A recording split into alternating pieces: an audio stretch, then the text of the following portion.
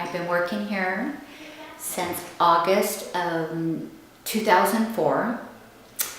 I was just a receptionist then, and then I became a technician, and now I work in both spots. I'm practice manager. I help Dr. Barr with surgeries sometimes. I will help prep animals. I will do invoicing, getting the animals checked in. Just all around person that does things here. When I was younger, I wanted to be a vet, a horse vet, or work at the zoo, but mainly a horse vet. Because I love horses, one of my favorite animals, besides elephants. So it was either horses or elephants. But then I got married and just, it's my biggest regret, not becoming a vet. I love animals. I love it. Not necessarily the human part of it, but the animal part. I can deal with it every day. It was a great opportunity, you know. You were growing up. I love animals. It was a great opportunity. It was close to home, and it fit. It just fit. It was a perfect job for me. But before that, I was training horses and boarding horses. So that was another thing I loved. But this kind of weaseled its way into my life because I was doing lessons, I was boarding horses, I was training horses, and this one kind of consumed where that one went. Now horses are just a hobby, not a profession. I have the utmost respect for clients that love their animals. And we have a lot of them. But then there's some clients that want you to fix their animal because they have the money, not because they love their animal. And I see that, and I don't like that. I'm all about the animal. I'm an animal advocate.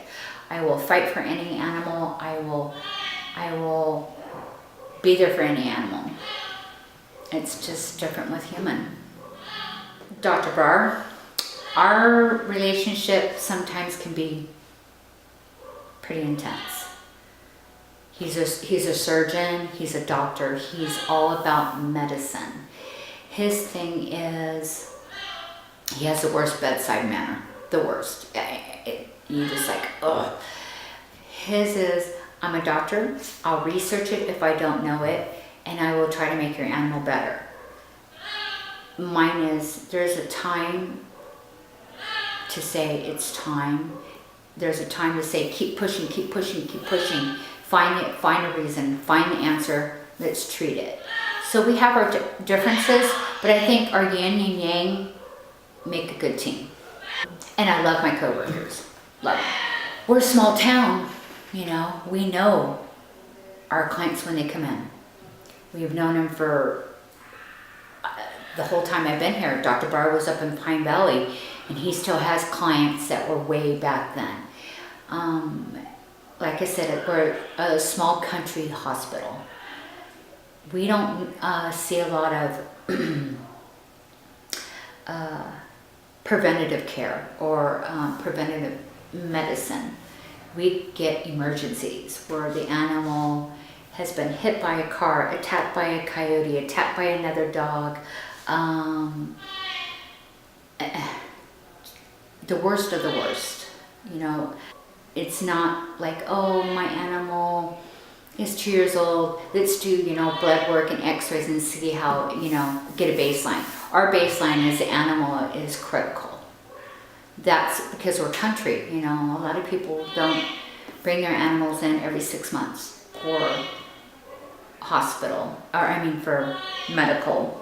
They bring it in because it's dire. And that's because they live on ranches.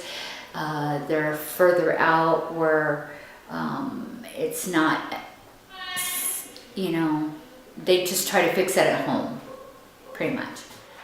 He's taught me everything medical. Like, I knew all about, like, and the anatomy of an animal, but for treating for like prepping for surgeries, in surgery, what he's doing. He's taught me everything. He's an amazing surgeon and an amazing teacher. He missed his calling. He should have been a teacher. He explains in detail where you're like, not going, that doesn't make sense. He explains it to where you're like, ah. And when he explains it, he's actually doing it. Like we're in surgery and he tells us what the adrenal gland looks like, what it does, where it's connected. So when we're looking at it in an x-ray or an ultrasound, I know exactly what he's looking at because I can look at the body and know, oh, like when we're doing ultrasounds, oh, that's the kidney, or oh, that's the liver. He shows you. He's hands-on. Helping prep for surgeries. Because you are putting catheters in, you're medicating, you're putting an animal under anesthesia, you're putting a tracheal tube in, you're getting the animal ready for surgery. But in the surgery room, it's too intense. You know, it can last a half hour to 3 hours. So we had this Burmese mountain dog. He was young. A Burmese mountain dog, he weighs like should weigh like 150 to 60 pounds. He got down to like 100 pounds. He was constantly in pain. Not like a little bit of pain, but excruciating.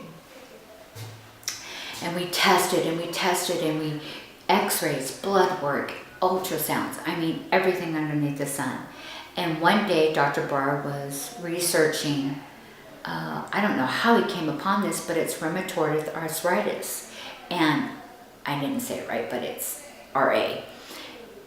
And once he thought about it, read the diagnosing, read the treatment, we started a treatment hoping that it would work, and it worked. So if the treatment worked, the diagnosis was right. And this dog is now 140 something pounds, not in pain, happy, swims, plays. So that was a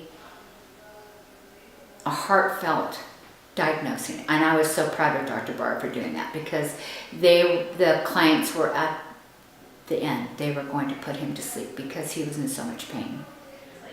Cancer. That always, you never know how long. And a dog is totally different from a cat. A cat will go and hide to die. It will start moving away from the family, hiding in weird spots, where a dog wants to be right by you. A dog will wait till its last dying breath for you, so you won't be sad. I see it all the time. But a cat will, pretty much peace out. I'm done. And that's hard, for a client, thinking they have maybe a year, 6 months, and it's only a week. It just, you never know. And that's always hard when they diagnose with cancer. Many, where they have lost their home or an illness, or they just don't like the animal. It happens frequently. Frequently, like weekly. We try to place them, which means I have a lot of animals. I have a lot of animals. I think the only animal that we've ever bought was a boo. Every animal has been given to me. Horses, goats, chickens, ducks, geese, llama, dogs, cats, fox. Those type of animals, I get nervous because I work with dogs and cats and birds. And having an exotic, which is our fox, a ferret, a squirrel, you don't have a lot of knowledge on it. So it's just kind of flying, hoping you're doing the right thing. Doing a lot of research, but hoping you're doing the right. I think it was Bam Bam. Bam Bam was a Mastiff. He was 4 years old. He was very young, but he had such bad skin condition that it turned into an infection through his whole body. So the humane thing to do was putting him to sleep. It killed me. It was so sad.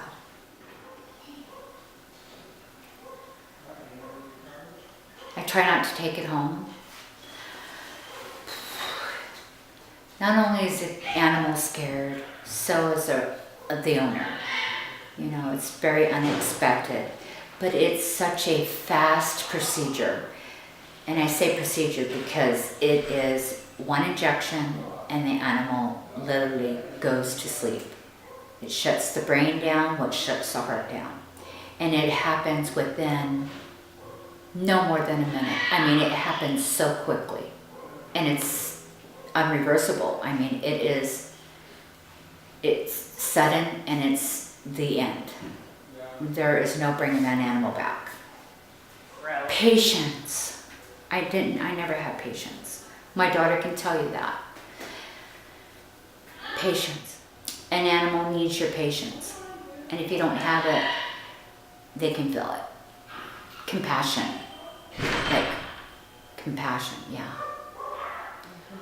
It's a wonderful profession. The pay is nothing, but the rewards I feel are great. Like I said, I am an animal lover, advocate. It has to be that to work in this field. It really does. Anybody like, oh, I have a dog, I like a dog, like my daughter. I like a dog, I love my dog, but this is not her passion. She cannot come into this field and go, oh, I can totally do it. Because seeing an animal die for the first time, dealing with the animal dying and the client, it will break your heart. It will tear you apart. An animal that is suffering and crying and hurt and needs surgery, it's heartbreaking. Heartbreaking. So, patience and compassion. Deep. Very deep.